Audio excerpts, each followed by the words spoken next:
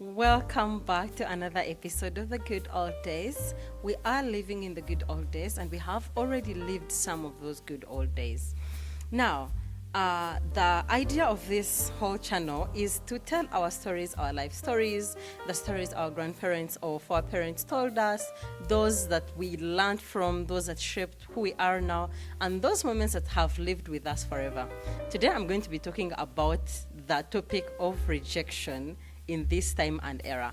My name is Rita and I'm the host, and if you don't follow me already on all socials, go and search for the Good Old Days, and we are going to be a huge family in future, that I'm sure of, and we're going to look back at today and we're going to be like, oh my god, those are the good old days. You thought you were cool, like right when you look at your high school pictures and you think you were cool, you're like, these jeans, what was the reason?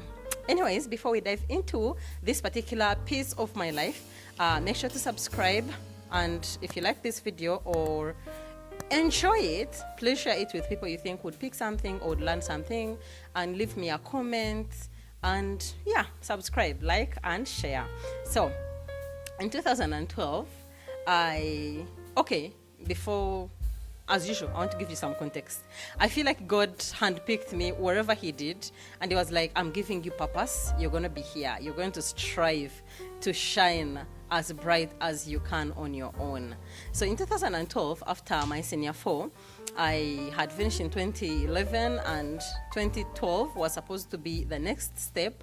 But then for me, for the kind of background I had, the next step was not, higher education, which was like senior 5 and senior 6. So I had to branch off and do a course that would maybe give me a job or employ me as fast as possible. And for my case, that was nursing. Because my mom worked at a clinic, she felt like it was easy. To be honest, I also had a dream of becoming a nurse. Most of my mom's family people are into the medical sector. My uncle is a doctor. I don't know exactly which specific thing, but I know he works in the theater, and my aunt is a senior nursing officer. And so I had seen people who were in the field, they were making money. It was reassuring that they were actually doing that. So my mom felt like it was going to be a good thing for me, so I'd get a job. I'd also be like sure of the money coming in every month. So we applied. And of course, I was rejected because I had lost my papers, my senior 4 and P7 pass slips. I had lost them to I don't know who, but they had gotten lost when I applied. I was shortlisted, but never called again. So I had to wait home. That's the year I was turning 18. And I remember sitting home knowing that all my mates were back at school. Some of them also got married, and I would sit outside. One of the things that have helped me stay afloat is this delusional thinking, delirious way of thinking about things. Like I would stand in the mirror and give a speech to 1,000 people, tell people my story of how I overcame or how I passed through something that I was going through that particular moment. So I was turning 18 that year, and I remember telling myself, hi, I am going to be a great person. But of course, those are not the exact words I used, because now I know better. Back in the day, it was more of, comforting yourself and saying, you're going to be the head, you're not going to be the tail. The things that we used to start to hear about in church. So in December, I think it was around 18th, the school that I had applied to, which was near home, where my mom would easily go and, bargain for a loan and maybe be accepted to study as she pays slowly, called me back.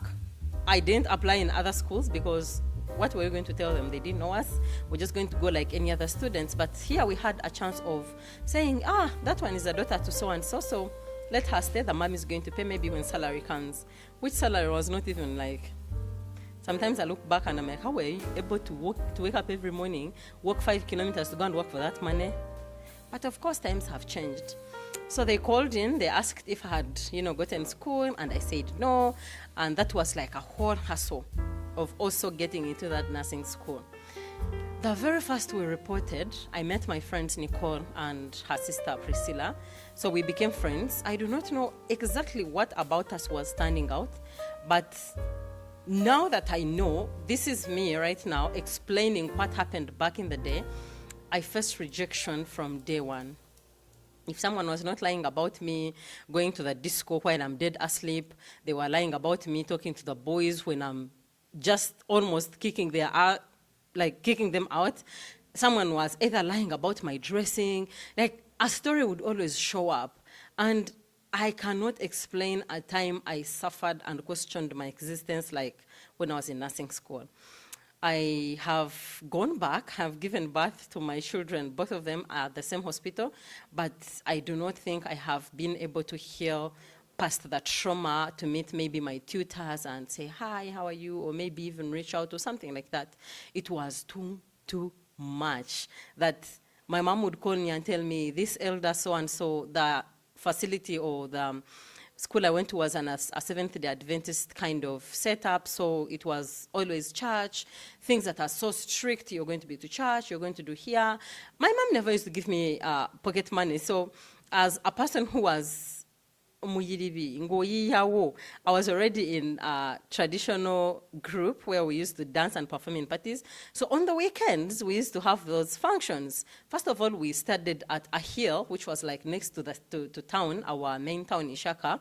And so I would like sneak out on Saturdays to go and perform so I can get some money to also fit in, to also buy myself clothes, buy myself pads when my mom doesn't have, to like live like a normal girl, because I mean, I was just 19, I think, by then, 18, then 19 found me nursing school, and 20.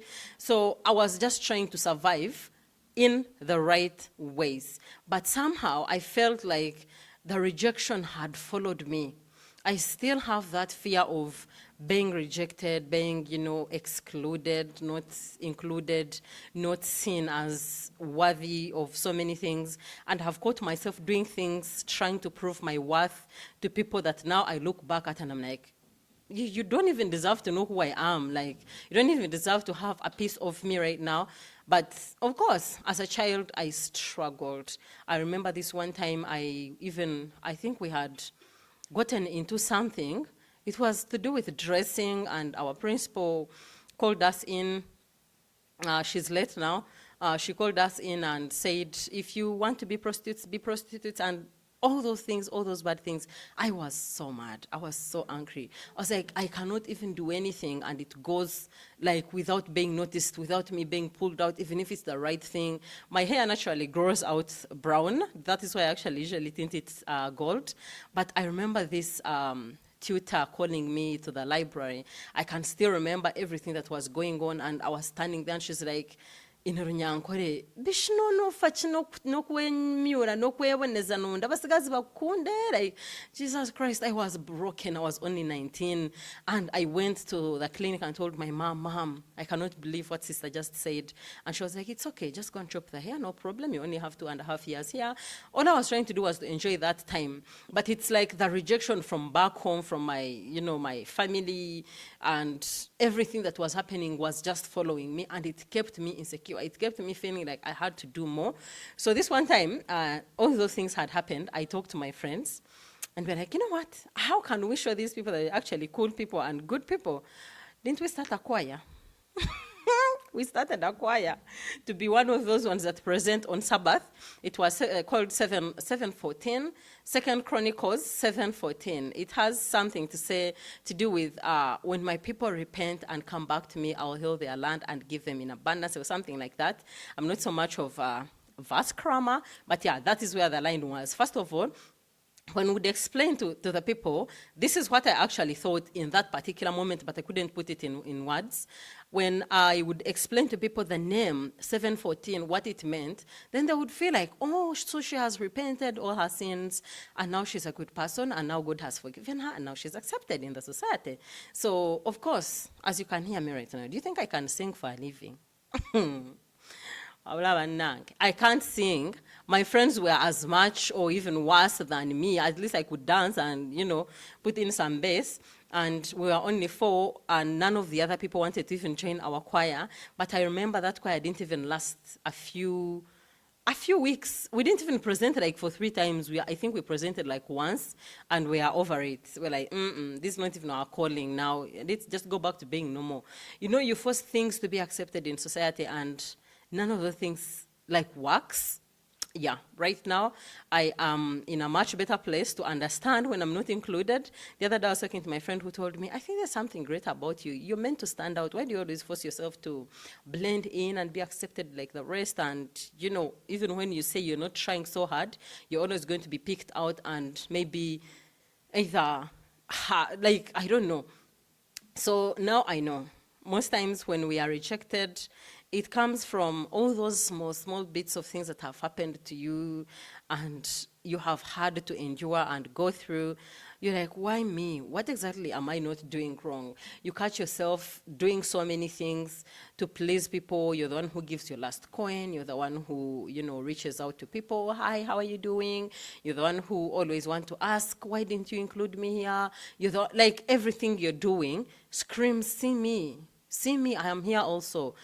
Please pick me up, like I am also here.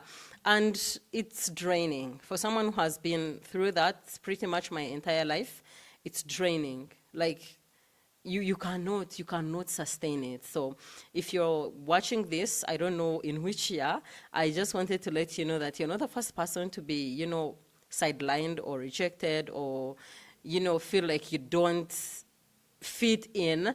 It's because there's something that is on your life. And if you understand what is on your life and you nurture that one, I promise it's going to blossom into something beautiful, into something inspiring, into something that can make you have your life separate from all the other people, all the other things you thought were going to be good or you needed for your life to blossom.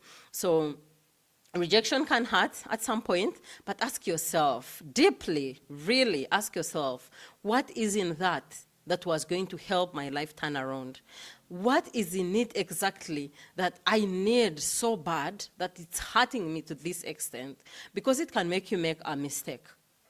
I have been there, I know. I know being rejected from childhood up to now and having to heal from it at age 28, it's a lot of work. It's a lot of work. And I think it's not worth it. It's just not. If people don't involve you, no problem. It's not even part of the business. You're just going to add yourself some work, some extra work. The work you'd be, maybe the time you'd be sleeping. You're just going to be wasting it on other people. So I don't know if you guys have, you know, dealt with rejection or resistance in society, in your families, in schools. What are some of the things you have done to be seen? Oh my God. I could not forget the fact that I started a whole choir.